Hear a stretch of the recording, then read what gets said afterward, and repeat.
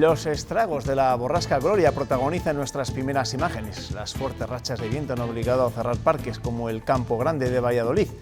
Ha volado también tejados, como el de este colegio en Palencia. 500 alumnos se han quedado sin clase este lunes en toda la comunidad y han llegado, claro está, también las primeras nevadas importantes del año, sobre todo a las provincias de Ávila, León y Segovia.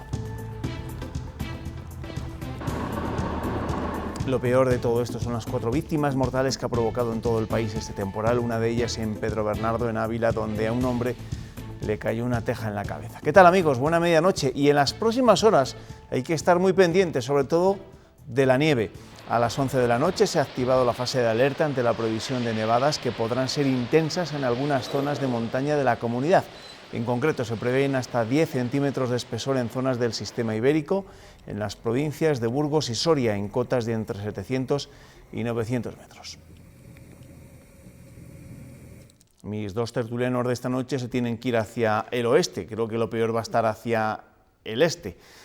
¿Qué tal, Luismi? Vas a poder volver a Zamora sin problema, ¿no? Buenas noches, eso espero, eso espero. Eso espera. ¿Y hasta Salamanca, Julián?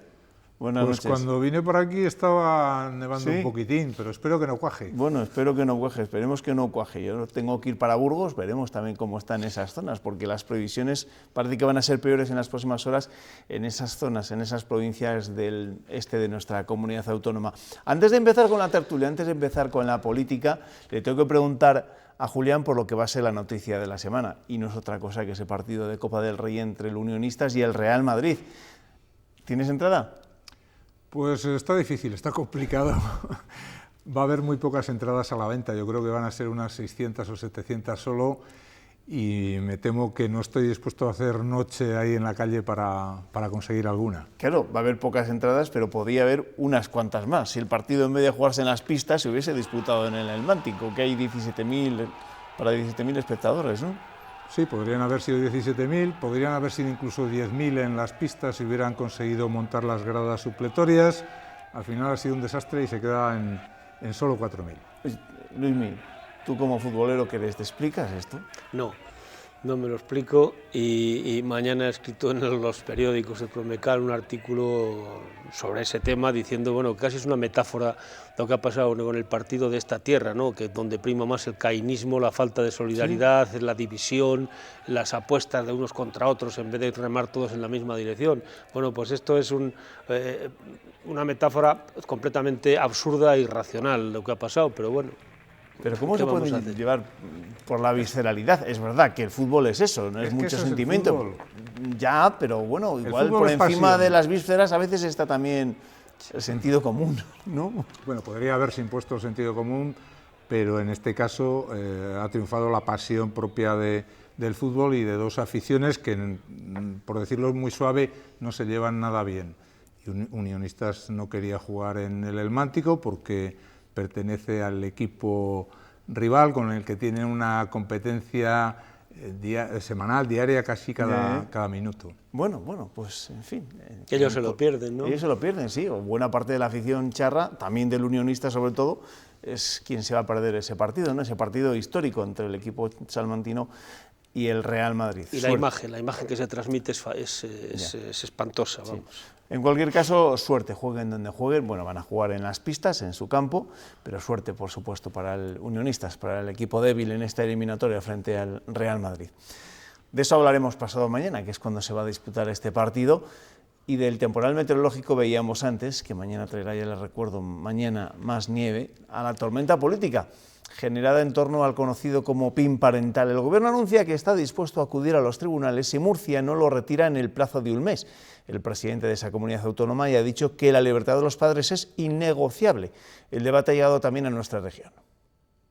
El presidente de la Junta descarta la aplicación del PIN parental en Castilla y León. No es partidario de entrar en la libertad de cátedra de los docentes ni en la capacidad de los padres para elegir la educación de sus hijos y niega que aquí haya adoctrinamiento. Si hubiera alguna situación que esté sometida o que se salte o vulnere las leyes, lo que tienen que hacer las familias inmediatamente es denunciarlo a la inspección educativa. Aunque el PSOE llevará a las Cortes una proposición para obligar al PP de la comunidad a que tome partido. Siempre hacen la genuflexión y acatan disciplinadamente anteponiendo los intereses de Génova a los de los castellanos y leoneses. Y el Gobierno da un plazo de un mes a Murcia para que retire el PIN parental. Si no lo hace, habremos de ir a los tribunales. López Miras asegura que es innegociable el derecho de los padres a decidir sobre la educación de sus hijos y Vox defiende la medida señalando al PP. Pablo Casado, pues no sabemos cuánto tiempo será capaz de mantenerla, pero parece que tiene muchas tensiones en su partido para que no pueda hacerlo. Los populares salen al paso asegurando que ya tomaron esta medida en Madrid hace 15 años para un curso completo. La obligación, imagínese, incluso de un 155 en Murcia, porque se niega a tratar a todo su alumnado por igual. Así se manifestaba Victoria Rosell en radio y, aunque después rectificaba en Twitter, no evitaba las críticas. Y se hayan preocupado cuando, por ejemplo, a niños en Cataluña se les hacía levantar la mano si eran hijos de guardias civiles. Desde Ciudadanos aseguran que es compatible el derecho de los padres con el de los niños. Pues esa es la polémica que se ha generado en torno al PIN parental. ¿Y a vosotros qué os parece? Yo lo primero que me ha sorprendido es el nombre, porque cuando yo era pequeño no había pines, eran insignias. Y entonces yo ya digo insignia parental, a ver si se relaja un poco la tensión. A mí me parece una polémica absolutamente absurda.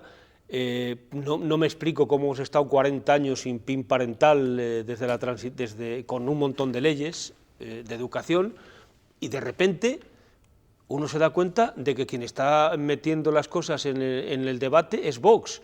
Es decir, no gana las elecciones, aunque tiene 50 y tantos diputados, pero en muchos sitios está marcando la agenda política y marcándola de una manera que cabe preguntarse, ¿es este uno de los problemas que hay en este país que hay que resolver?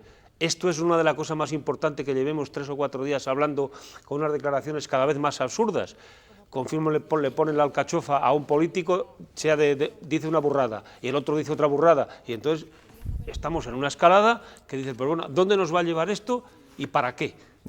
¿Tiene sentido que perdamos el tiempo en este asunto? Bueno, por cierto, el presidente de la Junta, Alfonso Fernández Mañoco, ya ha reiterado que se descarta la aplicación del PIN parental aquí en Castilla y León. Ya, de hecho, se rechazó y lo vuelve a dejar claro el presidente de la Junta. ¿Tiene sentido? Hombre, en Castilla y León, desde luego, no tiene ningún sentido porque no hay ningún problema de adoctrinamiento. Yo creo que sí hay un problema muy grave de adoctrinamiento, pero no en Murcia ni en Castilla y León, sino en Cataluña, en País Vasco, en Navarra, en Valencia, pero tampoco es un problema sexual de educación sexual, como pretende hacernos creer Vox, que es un partido especialista en basarse en datos inciertos para encontrar soluciones imposibles, y están provocando un debate que le viene fenomenal a Vox y al PSOE, a Pedro Sánchez, que así despista a los españoles de otros gravísimos problemas que tenemos, como es la entrevista que ha anunciado hoy mismo que tendrá con Torra a primeros de febrero. Eso sí es la primera semana de febrero se reunirá Pedro Sánchez con Quim Torra en la capital condal, en la ciudad condal, es verdad. Es uno de los titulares que ha dejado Sánchez de esa entrevista en Televisión Española. En este debate en torno al PIN parental, quien sale peor parado es precisamente el Partido Popular. Es que yo creo que sale peor parado todo el mundo, es decir, por eso me parece absolutamente absurdo y la mayor parte de la gente normal tiene que estarse preguntando a qué viene esto y qué es lo que está pasando. Ahora, el Partido Popular lo que está muy claro es que va a la rastra de Vox. O sea, Vox está tirando del ronzal y el Partido Popular va detrás porque no sé si tienen miedo a perder votos por la derecha, tienen miedo a qué. Oiga, si lo lógico es que le paren los pies en algún momento determinado. Vamos a poner el caso de lo que ha pasado aquí, es decir, aquí si hubiera un seguidismo, el Partido Popular podría decir, oye, pues nosotros también hacemos el PIN parental, pues el presidente ha sido a esos niveles bastante claro, aquí no se dan ninguna circunstancia y aquí no se va a aplicar el PIN parental. Si eso se hubiera hecho en Murcia, el problema es que en Murcia dependen de los votos de Vox, y Vox pone como condición para aprobar unos presupuestos el PIN parental, que no tiene nada en absoluto que ver una cosa con la otra. Entonces, claro, está marcando la agenda de una manera... Sí, yo creo que Casado se ha equivocado de estrategia, que era tan fácil como decir, pues mira, nos obligan en Murcia a aprobar esto, que tampoco es tan grave, el que la autorización de los padres, que por cierto suele ser tácita, pues que se haga por escrito. A mí me parece una tontería, que no hace falta, pero bueno, tampoco es tan grave. Podrían haber dicho sencillamente, Como nos obligan para aprobar el presupuesto y no es una cosa tan grave, pues lo aceptamos, aunque no va a ningún sitio. Pero es que Casado ha entrado al debate en la misma línea de Vox y le ha dado la oportunidad al Partido Socialista de atizarle por todos lados, además con algunos términos como la amenaza de aplicar el 155, que también habla sobradamente de la calidad democrática del PSOE, que es capaz de anunciar que va a recurrir ante la ley una orden que no tiene mayor importancia y es capaz de tragar con el adoctrinamiento diario muy grave que provoca problemas muy graves de convivencia en Cataluña, por ejemplo, y con eso no van a ningún juzgado. Pero el 155 lo ha insinuado la diputada de Unidas Podemos. Es de Unidas Podemos. No, digo que van a ir a los juzgados, como ha dicho Celaá, a los juzgados a recurrir esa ley. No he dicho... No, es que el 155 va por la vía Podemos. El 155 lo ha dicho esta de Podemos, pero luego ha dicho que era una broma, que era, imagínese que se aplicara al 155. Bueno, es que yo por eso comentaba antes, es que hay una escalada, una cascada de declaraciones después, que cada uno coge el rábano por las hojas, cada uno coge lo que le parece bien para...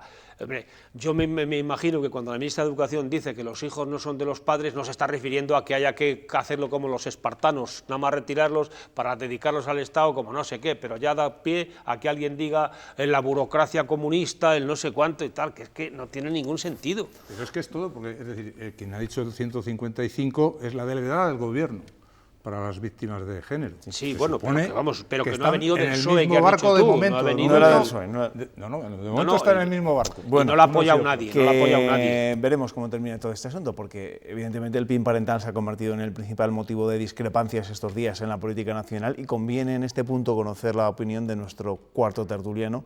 Dime, Nieto, ¿este asunto te está quitando el sueño o duermes tan tranquilo?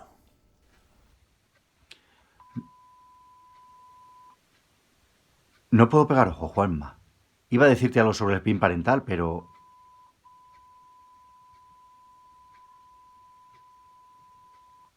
¿Será que no son horas, Juanma? No son horas.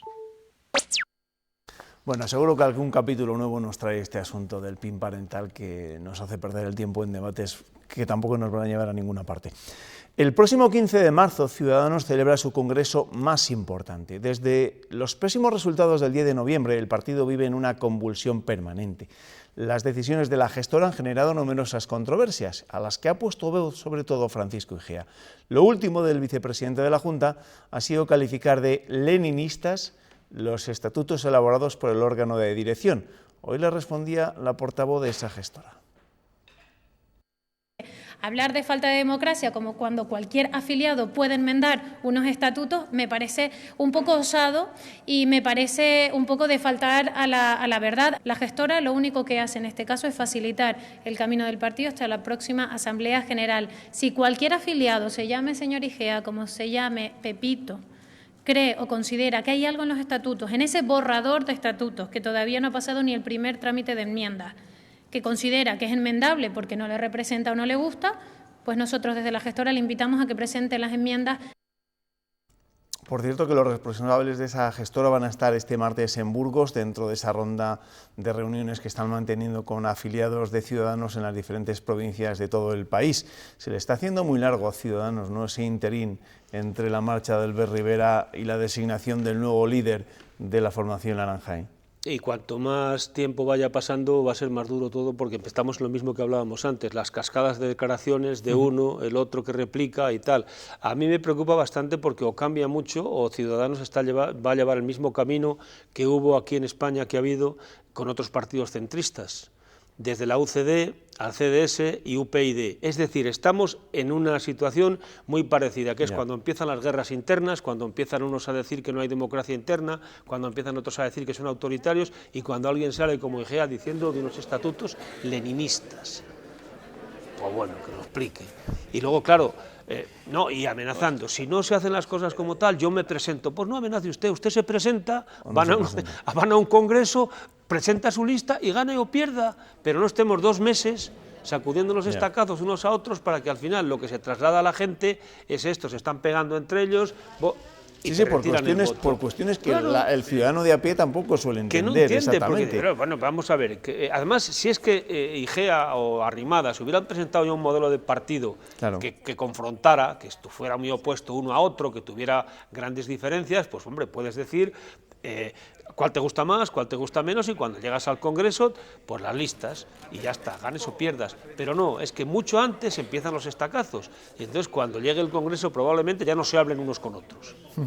Julián. Yo creo que es un poco artificial la polémica, porque yo no veo a Ciudadanos en estos momentos tan dividido en dos bandos, que no podemos comparar la unanimidad que yo creo que suscita Arrimadas en un porcentaje muy alto de la militancia y lo que puede representar Igea, que bueno, es el vicepresidente de la Junta de Castilla y León, pero en el partido en Castilla y León no tiene mucho peso, y sus propuestas pues son un poco disparatadas. Es decir ahora que esto es comparable al leninismo, pues es sencillamente el señor Igea no sabe lo que fue el leninismo, o que si hubiera estado en los tiempos de Lenin, el mero hecho de levantar la mano como ha hecho él le hubiera costado pues una temporada larga en Siberia, por ejemplo, probablemente 20 o 30 años de congelación. No hay tal discrepancia. Yo creo que lo que está haciendo Igea es presentar su candidatura a ser alguien importante en el futuro de Ciudadanos. En el futuro. ¿A ser alguien importante o sí. ser quien le dispute a Inés Arrimadas el liderazgo? De ninguna no, manera. solo descartas.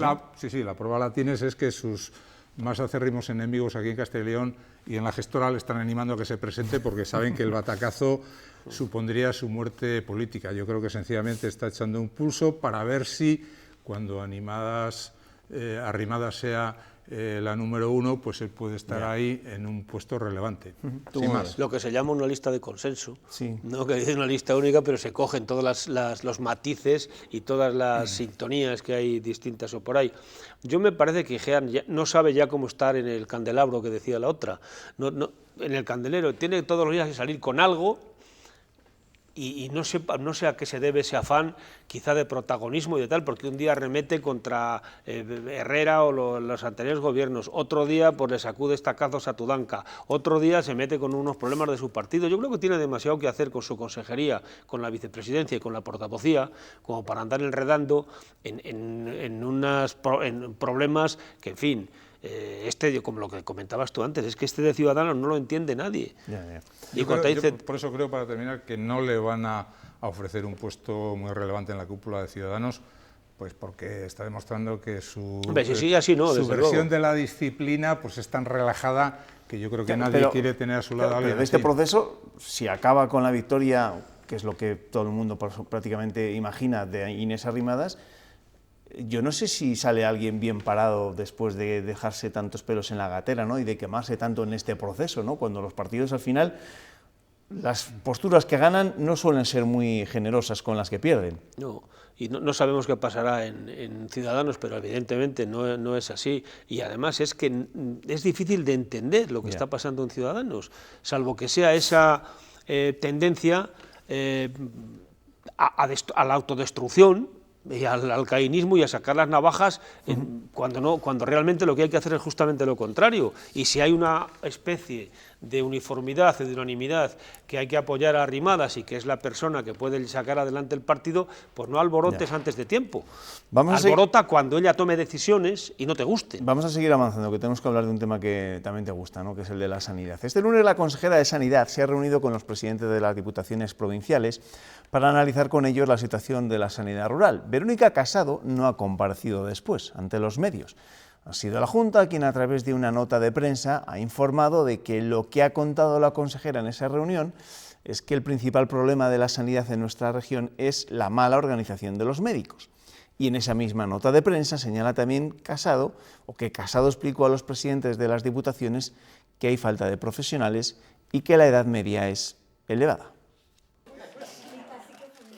La Consejería busca una sanidad más eficiente, centra los problemas del actual modelo en la mala organización de los profesionales, ya que, según sostienen, es una de las comunidades donde más médicos hay. Así lo ha expuesto Verónica Casado a los presidentes de las diputaciones, que aunque creen que los cambios serán más eficientes, también ven dificultades en la nueva estrategia. En una zona con una dispersión geográfica tan grande, no solamente en Soria, en todo Castilla y León, ¿no?, pero también evidentemente en Soria, bueno, pues todos los temas de conectividad.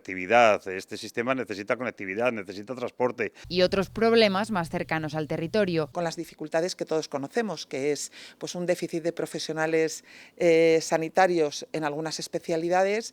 En segundo lugar, la dificultad que todos conocemos de nuestro territorio, de un territorio disperso, con una baja densidad de población. Aseguran que tras la reunión ha disminuido la incertidumbre que se había creado sobre este nuevo modelo. El cambio en sí es significativo, pero no se está quitando recursos del medio rural, ¿no?, que es lo que al principio se transmitía. Se ha hablado del modelo de cita previa, sobre todo también para optimizar, para intentar evitar muchos viajes y muchas horas en la carretera de los profesionales. Y confían en la implantación consensuada de los cambios. Que va a ser informada, dialogada, que no en todas las zonas va a ser igual, es decir, va a ser personalizada. Aunque tienen presente el reto, hacer más eficiente la sanidad en la comunidad más extensa y de menor densidad de población. Bueno, pues eso es lo que dicen que ha dicho la consejera de Sanidad, Verónica Casado, en esa reunión en la que nos hemos tenido que enterar a través de lo que han dicho los propios presidentes de las diputaciones o esa nota de prensa enviada por el Ejecutivo Regional. ¿Creéis que ese problema de la sanidad en nuestra comunidad deriva sobre todo por esa mala organización, no sé si, o planificación de los médicos? Pero es que quien organiza y planifica es la consejería. Sí. Entonces, si hay mala organización de los médicos es porque está mal organizada. Y tienen gerentes en todos los sitios y tienen unas cabezas visibles, digamos, de la Junta en cada una de las provincias que, en fin, yo conozco un poco ese tema por cuestiones familiares, digamos, y personales, dejan mucho que desear en algunas decisiones y hay cosas absolutamente absurdas y difíciles de entender. Entre ellas, por ejemplo, que en cada provincia se funciona de una manera en el tema de la sanidad rural. Hay sitios donde es obligatorio coger los médicos que hacen guardia cogen al día siguiente el descanso, en otros han llegado a acuerdos entre ellos para no cogerlos, etcétera, etcétera. Y luego cosas tan absurdas como estas Navidades ha habido quejas en todos los sitios por pocos médicos, es verdad. Gente que se ponía mala, que se ponía malo los padres tenían que atender, salidas de guardia, etcétera, etcétera. Bueno, pues hay una orden de que los días de descanso que tienen, moscosos y tal, como mucho hay que cogerlos hasta enero. Hombre, déjelos usted hasta marzo.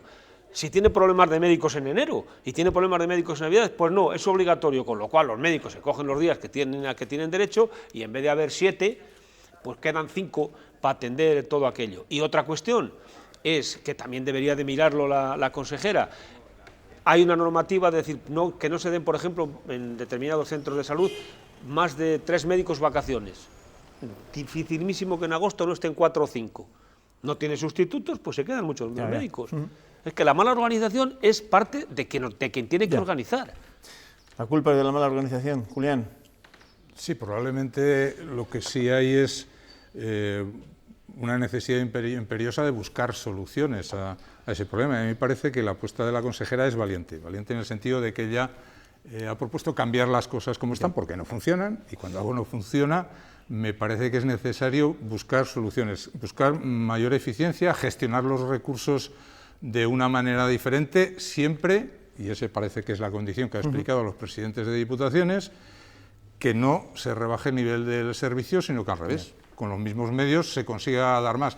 Si eso es lo que va a hacer la consejería, me parece estupendo. Otro problema es que me parece que no lo tiene muy claro, porque ha ido dando bandazos respecto a cuál es el proyecto concreto de reorganización que tiene, y me parece que lo que debe hacer es escuchar a los presidentes de diputaciones, muy bien, hablar también con los profesionales del sector y enterarse primero de qué es lo que puede hacer y cómo se puede mejorar. Ya te digo que con estas declaraciones, si las ha hecho ella así, porque ella no las hemos oído, de la mala culpar de la situación a la mala organización de los médicos, mañana los tiene a todos de uñas. Pero yo entiendo que no es de los médicos, es de quienes organizan los médicos. Claro, es lo que, pero es ella. Que tiene que ser no es la culpa de los médicos. Pero lo que hemos oído aquí es mala organización de los médicos. Y entonces, no, los médicos no se organizan entre ellos. Yo no sé si la Junta. Igual lo han dejado así un poco en el alero por no intentar volver a hacer como hicieron la semana pasada a la hora de criticar las listas de espera justificando a la administración anterior, ¿no? No lo sé. En fin, en cualquier caso, durante los próximos días veremos cuáles son las fórmulas para organizar mejor a los médicos, que es en definitiva lo que hay que comenzar a hacer, ¿no? Pero mira, hay otros dos problemas que se han apuntado ahí enormes. Y llevamos años, o se llevan años hablando de ellos, incluso denunciando lo que es la falta de médicos y el envejecimiento. Si ahora mismo todavía no hay ninguna medida concreta para retener a médicos que se van a marchar, y tampoco hay ninguna medida concreta para renovar la gente que se va a jubilar.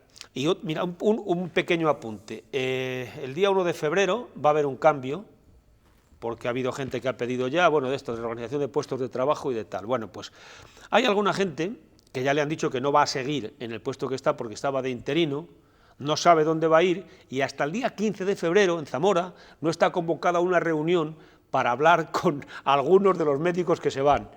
Entonces, del 1 de febrero, que en teoría es el relevo, al 15 que se va a hablar con esta gente, hay 15 días que puede haber más déficit de médicos todavía. Caray. Y eso ¿por qué no haces esa reunión el 15 de enero? Por ejemplo.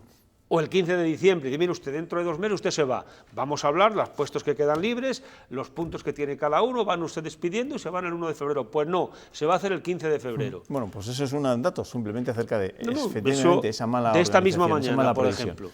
Esa mala previsión. Los fondos Miner regaron de millones las comarcas mineras de León y de Palencia con el propósito de buscar alternativas al carbón. Desaparecidas las minas, ahora en las Cortes Regionales se ha puesto en marcha una comisión de investigación que pretende analizar 20 años de ayudas para determinar a qué se destinaron esos fondos y si sirvieron para el fin por el que fueron creados. 20 años, de 1998 a 2018. Ese es el periodo de ayudas a la minería que en principio investigará esta comisión. Bajo su lupa, 3 planes estratégicos para las cuencas mineras firmados por la Junta, y especialmente uno, el primero, el más voluminoso. 1998-2005, en el que fueron 700 millones de euros, y es donde hay un nivel de ejecución importante a la hora de analizar todo el proceso. Desde el PP se asegura que no existen reparos ante esta investigación, y mientras su socio Ciudadanos recuerda que aún hay fondos pendientes. Y si no se ha aplicado bien, saber por qué, dilucidarlo y sobre todo que lo que queda por aplicar se haga correctamente. Mientras el PSOE habla de fracaso de la Junta y carga contra su forma de elegir proyectos para subvencionar. El quid de la cuestión está en ver quién elegía los proyectos, cómo se elegían los proyectos, con qué criterios. La UPL, por su parte, se ha mostrado decepcionada al no lograr ampliar el periodo a investigar. En el año 90 y sobre todo en las cuencas mineras de León es donde se empezó sobre todo a producir esos procesos de reconversión. Ahora el siguiente paso es pedir a la Junta datos sobre esos planes de ayudas y después, tras su estudio, los partidos cerrarán su lista de comparecientes. Todo ello, de momento, sin fecha. La vicepresidenta del Gobierno, Carmen Calvo, dijo hace unos meses que quería acabar con lo que ella denominaba estereotipos patriarcales de la Constitución y que ésta se adecúe a un lenguaje inclusivo. Encargó entonces un informe a la Real Academia que hoy le ha respondido y lo ha hecho de forma contundente. La Constitución es gramaticalmente impecable. La institución no se mete en política y defiende el uso del masculino genérico en lugar de los desdoblamientos u otras alternativas lingüísticas relacionadas con el género. Analizados todos los artículos, palabra por palabra, la Real Academia lo tiene claro. Gramaticalmente es impecable. La Constitución está redactada conforme a los usos generales del español en 1978 y en 2020. Así que términos como todos, nadie, españoles, ciudadanos, valen para ellos y para ellas, igual que niños, padres, trabajadores, electores, funcionarios o Consejo de Ministros. Tienen inequívocamente valor inclusivo. La Academia no inventa el español, como solemos decir siempre, sino que es testigo del empleo colectivo. Por eso, si se reformara la Carta Magna, sí propone aclarar la palabra reina, que solo figura como consorte y no como titular de la corona, o princesa, que no aparece, solo consta príncipe. Desdoblar de forma masiva presidente y presidenta, rey y reina, ministro y ministra, queda, dice la Academia, en manos de los políticos. Desde un punto de vista gramatical, las cosas son de una manera determinada. Pero si alguien a efectos retóricos, de tener resonancia, decide una vez utilizar un término que sea muy llamativo, es una decisión personal sobre la que no tenemos nada que objetar. La RAE recomienda conciliar argumentos jurídicos, lingüísticos y políticos para solucionar el uso del femenino junto al masculino, pero añade que no le corresponde elegir cómo hacerlo. ¿Y a vosotros qué os parece este debate? ¿Qué os parece la reacción de la RAE, ¿no? El informe presentado por la RAE a encargo de Carmen Calvo? A mí me parece perfecto porque deja bastantes claras muchas cosas y sobre todo, pero no va a servir para acabar con esta polémica también absurda. Porque, hombre, el castellano es tan rico y toda la vida se ha empleado de una manera que el genérico que tú decías antes, cuando alguien dice todos los hombres son mortales, no tiene que añadir las mujeres, yo creo, ¿no? Pues se entiende que engloba todo. Porque si no vamos a llegar al absurdo, como decía no hace mucho aquí en una charla que dio Alex Grigelmo, que decía, pues puede llegar el momento en que se diga el hombre y la mujer es el mejor amigo y amiga del perro y de la perra. Pero claro, es que eso sería correctísimamente. Entonces estamos llegando en algunos momentos a unos absurdos que además a mí casi me hacen enrojecer, porque digo, bueno, y ministras, y el Consejo de Ministros y Ministras, vale, pues ya lo sabemos, pero si ministros engloba, pues ya está, ¿para qué meternos en camisas de 11 varas? Pues en eso estamos, metidos en cabeza de 11 varas. Por cierto, que hay una parte muy curiosa de ese informe de la Real Academia que hace un análisis de las constituciones de países hispanoamericanos que están escritas en español también, y curiosamente la única en la que hay ese desdoblamiento de género cansino y casi inaguantable al final de la lectura del texto es la de Venezuela. Es decir, que yo no sé si en la mente de este gobierno está imitar al modelo de uno de los socios, al modelo de Unidas Podemos, que es el comunismo bolivariano y que tiene una constitución en la que todos son ellos y ellas masculinos y femeninos y que por lo visto pues es absolutamente insoportable de leer. Dos cosas que van a ser noticia mañana. Aquí hay Consejo de Ministros en el que se van a aprobar, por ejemplo, la subida del 2% de los funcionarios, y una noticia que veremos el recorrido que tendrá en los próximos meses. El Consejo de Ministros prevé declarar la emergencia climática este martes. Pues a ver en qué consiste esa emergencia climática que anuncia el Gobierno, que se anuncia para ese Consejo de Ministros. Antes de adelantarle los titulares de la prensa regional, les recuerdo los datos de ese suceso que tenía lugar a última hora de ayer en Burgos y que terminó con un hombre muerto a manos de su hermano. Además del autor de la agresión, la Policía Nacional también ha detenido al dueño de un establecimiento cercano al lugar de los hechos por encubrimiento. La víctima recibió varias cuchilladas tras una discusión con su hermano menor. Vecinos y comerciantes se levantaban esta mañana consternados al conocer lo que ocurría anoche en este barrio céntrico de la capital. Quedas extrañada y dices, jo, aquí enfrente, yo qué sé. Una discusión entre dos hermanos de nacionalidad búlgara fue el origen de una pelea que acabó con la vida de uno de ellos.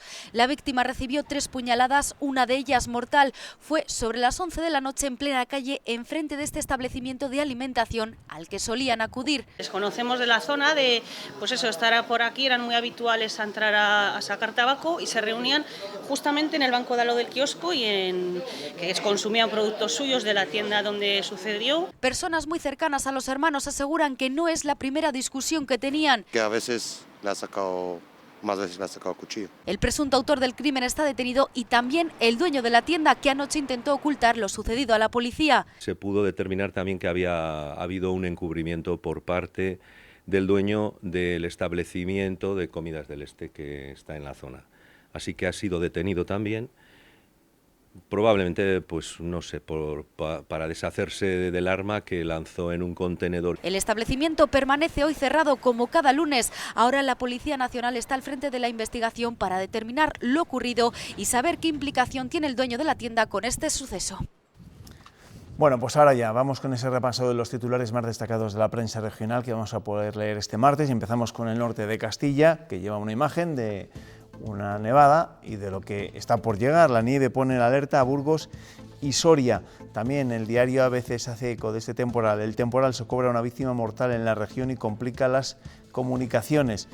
La fotografía del diario de Ávila, una imagen muy bucólica sobre las primeras nieves del 2020, pero una de las noticias que tiene que ver con el temporal, ese suceso, el vendaval se cobra una vida en Pedro Bernardo a causa del desplome de una teja. El Mundo, el diario de Valladolid, lleva ese titular de una de las noticias del día. Mañueco descarta la aplicación del PIN parental en Castilla y León. La Gaceta de Salamanca, récord de caza de jabalíes que no impide más accidentes provocados por la fauna salvaje silvestre.